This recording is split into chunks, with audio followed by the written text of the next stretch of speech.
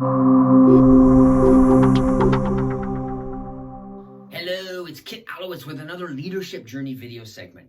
Today I want to talk about just two words from the text of Henry David Thoreau. Those are live deliberately.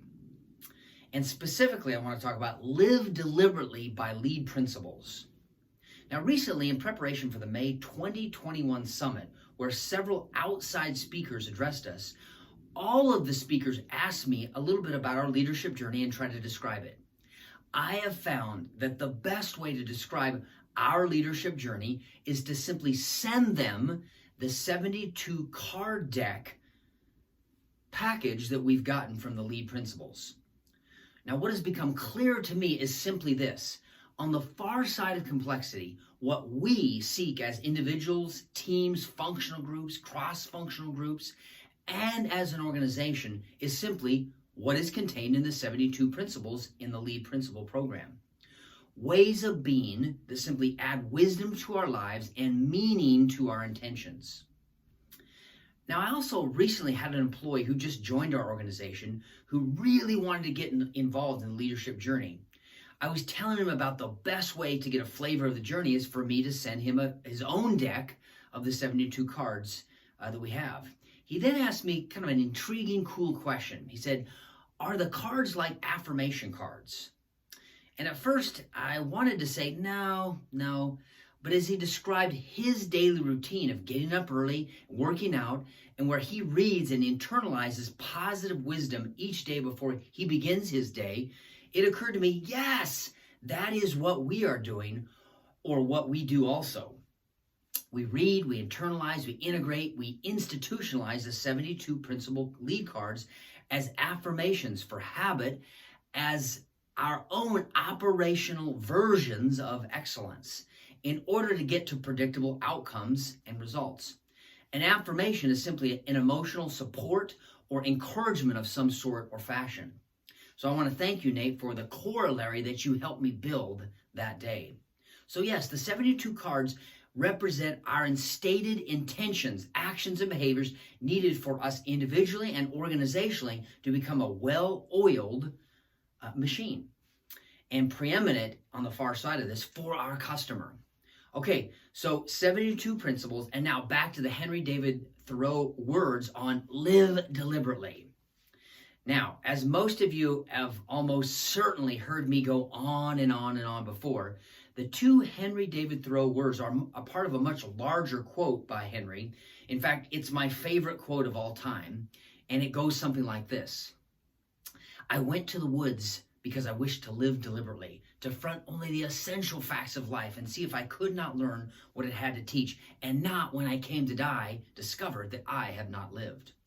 I did not wish to live that which was not life. Living is so dear. Nor did I wish to practice resignation unless it was quite necessary. I wanted to live deep and suck out all of the marrow of life, to live so sturdily and so Spartan-like as to rout and put to rout all that was not life, to cut a broad swath and to shave close, to live and drive life into a corner and reduce it to its lowest common factor." Okay, so there it is. So you ask, why do I pick out these two words for this particular video? The words deliberate, or the word deliberate, means it's done consciously and intentionally. So I could easily ask myself, Kit, hey, do you live life consciously and intentionally? Or is there a temptation to live a life that is unconsciously lived and unintentionally lived?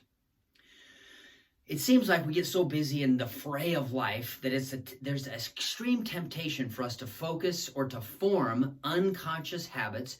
Perhaps some of those could be wise and some of those could not be wise, thus ending up or steering us literally into our way of being. So here's a quick analogy of sorts to kind of try to make my point. In one of the programs that we offer here at Anderson Hauser, the program is called Discipline Selling. There's an exercise that we share to make our point. What I do is I hold up two pieces of paper, one in one hand and one in the other. Then I randomly choose a participant from the audience and begin asking them, hey, what color is this piece of paper in my left hand? And then they typically answer white. Well, they always answer white. Then I say, what color of paper is in my right hand? And they answer white. And then I repeat this back and forth motion, holding it each time, asking them what color is the piece of paper. After about the fourth or fifth repetition, I innocently ask or slip in the question, what do cows drink? And almost all of the time, participants answer milk. And then I pause. And then most of the time, participants, they say something like, oh, wait, that's not what I meant. Cows don't drink milk. Maybe baby cows do, but cows drink water.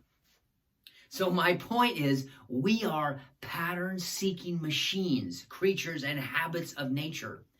The same thing happens in life and work in our daily routine.